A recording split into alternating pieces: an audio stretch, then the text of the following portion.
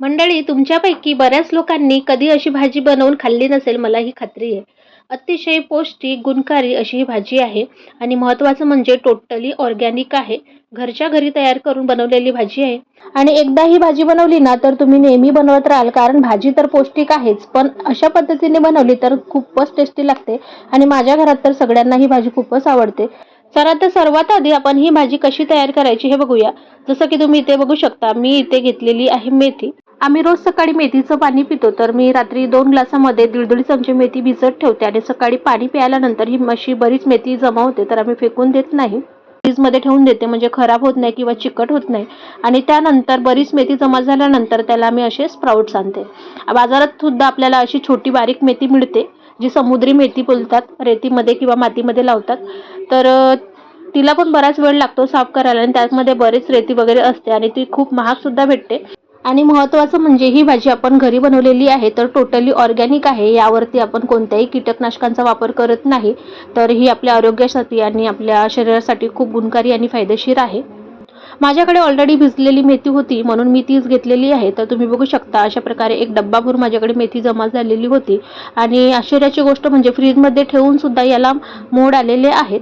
तुमच्यासोबत सुद्धा असं होतं का, की कधी भिजलेले कडधान्य तुम्ही फ्रीजमध्ये ठेवलं तर त्याला मोड येतात फ्रीजमध्ये सुद्धा? माझ्यासोबत तर नेहमी असं होते. आणि या मेथीला पण तुम्ही बघा, मस्त मोड आलेले आहेत फ्रीजमध्ये ठेवून सुद्धा. तर आता मी या मेथीला अजून जास्त मोड आणणार आहे. याला मस्त 2 पानं सुद्धा फुटतात. तर अशा प्रकारे एकदम सुती कापडामध्ये, जास्त जाड सुद्धा कापड घ्यायचं नाही, असं पातळ कापड घ्यायचं. अशा प्रकारे आपल्याला सैल अशी गठली बांधून घ्यायची आहे, कारण मेथी अजून लांब होईल, त्याचे जे स्प्राउट्स आहेत ते अजून मोठे होतील, तर त्यासाठी आपल्याला इथे जागा ठेवावी लागेल. आणि अशा प्रकारे बरंच पाणी घालून मस्त छान ही गाठोडी आहे ती भिजवून घ्यायची.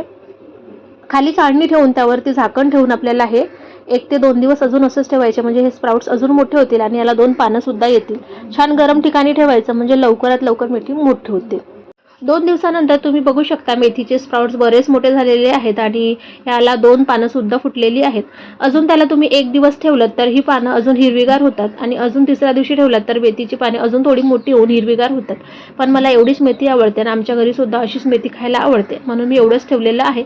आणि खरं म्हणजे हिरव्या मेथीपेक्षा अशी स्प्राउटेड मेथी खूप हेल्दी आणि गुणकारी असते आपल्या शरीरासाठी. तर तुम्ही अशी नेहमी बनवून खाऊ शकता घरच्या घरी. हे मेथीचे स्प्राउट्स बनवायला थोडासा वेळ लागतो, पण रिझल्ट खूप छान असतो आणि भाजी खायला खूप हेल्दी आणि टेस्टी आहे. भाजी बनवायच्या आधी 3 ते 4 वेळा भरपूर पाण्यात भाजी स्वच्छ धुवून घ्यायची, कारण यामध्ये मेथीच्या दाण्यांची वरची सालं असतात. तर जेवढी काढता येईल तेवढी सालं काढून घ्यायची. तुम्ही पाहिजे तर अशीच भाजी बनवू शकता किंवा बारीक कट करून सुद्धा बनवली तरी चालेल. चला तर आपल्या मेन रेसिपीकडे वळूया. तर भाजी बनवायला इथे मी 2 मोठे चमचे तेल गरम करत ठेवलेलं आहे. तेल छान गरम झालं की घालायचं आहे जिरं. जिरं छान तडतडलं की घालायचं आहे हिंग आणि भरपूर असा ठेचलेला लसूण घालायचा आहे. या मेथीच्या भाजीला भरपूर असा लसूण लागतो आणि लसूण कापून कधीच घालायचा नाही. छान ठेचून घालायचा, म्हणजे त्याचा फ्लेवर छान उतरतो भाजीमध्ये. लसूण छान लालसर झाला की यामध्ये बरीच अशी हिरवी मिरची घालायची. हिरव्या मिरचीचा टेस्ट खूप छान येतो या भाजीमध्ये. थोडंसं मिरची पावडर सुद्धा मी घालणार आहे. मिरची सुद्धा छान फ्राय झाली की यामध्ये आपल्याला घालायचा आहे भरपूर असा कांदा. कांदा मी छान बारीक चिरून घातलेला आहे. या भाजीला लसूण आणि कांदा जास्त घालायचा, म्हणजे भाजी खूप टेस्टी लागते. आता मीडियम गॅस करायचा आणि कांदा छान लालसर होईपर्यंत परतून घ्यायचा आहे. तर बघू शकता, अशा प्रकारे आपला कांदा मस्त परतून झालेला आहे. यापेक्षा जास्त परतायचा नाही. आता मी या भाजीमध्ये एक बटाटा सुद्धा घालणार आहे, त्यामुळे भाजीचा कळवटपणा कमी होतो. सोबतच 2 मोठे टोमॅटो घालायचे आहेत. आपल्याला या भाजीमध्ये टोमॅटो थोडे जास्त घालायचे आहेत, म्हणजे भाजीचा कळवटपणा कमी होईल. तुम्ही पाहिजे तर यामध्ये चिंच सुद्धा घालू शकता. बटाटे असे मीडियम साईजच्या तुकड्यांमध्ये कट करून घातल्यात आणि टोमॅटो सुद्धा सोबत घातलाय. थोडंसं मीठ घालायचं आहे.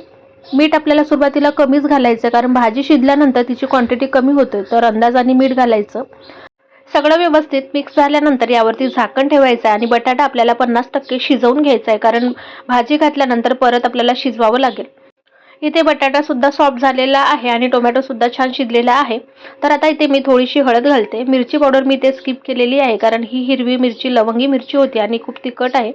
तर मुलं सुद्धा खातात, म्हणून मी मिरची पावडर स्किप केला आहे. आता यामध्ये आपल्याला घालायची मेथीची स्प्राउटेड भाजी. मी याला थोडीशी कट करून घेतलेली आहे, म्हणजे व्यवस्थित मिक्स होईल.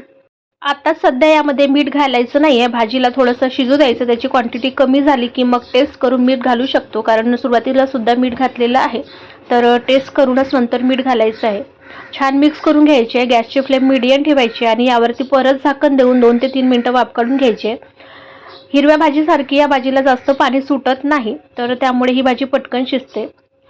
तर 2 ते 3 मिनिटं शिजवून घेतलेली आहे. एकदा मिक्स करून घेतलेली आहे आणि परत यावरती झाकण देऊन 2 ते 3 मिनिटं शिजवून घ्यायची. जर तुम्हाला भाजीचा कडवटपणा आवडत नसेल तर तुम्ही यामध्ये थोडीशी साखर किंवा गूळ घातलं तरी चालेल. भाजीचा टेस्ट बॅलन्स होतो. आपली भाजी इथे पूर्णपणे शिजलेली आहे. यापेक्षा जास्त शिजवायचं नाही आहे. मी इथं ओलं खवलेलं खोबरं घातलेलं आहे भाजीमध्ये. तर भाजीचा कडवटपणा त्यामुळे कमी होतो आणि भाजी खायला टेस्टीसुद्धा लागते. तर तुम्हीसुद्धा अशा स्प्राउटेड मेथीची भाजी आठवड्यातून एकदा तरी नक्की बनवून खा. आमच्याकडे आठवड्यात मेथी जमा झाल्यानंतर मी अशी भाजी बनवते आणि आमच्या घरी सर्वांना भाजी आवडते. तर अशा प्रकारे आपण पौष्टिक हेल्दी भाज्या खाल्ल्या पाहिजेत. आपल्या शरीरासाठी गुणकारीसुद्धा आहेत आणि फायदेशीरसुद्धा आहेत आणि आपल्या मुलांच्यासुद्धा हेल्थसाठी खूप छान आहेत. आणि मेथीच्या भाजीचे बरेच फायदे तुम्हाला माहिती आहेत, तर ती सांगायची काही मला वेगळी गरज नाही आहे. तर मंडळी, आजची रेसिपी आणि व्हिडिओ आवडला असेल तर व्हिडिओला पटकन लाईक करा, शेअर करा आणि कमेंटसुद्धा करा. चॅनलवरती नवीन असाल तर चॅनलला सबस्क्राईब करा. Thanks for watching. Keep supporting.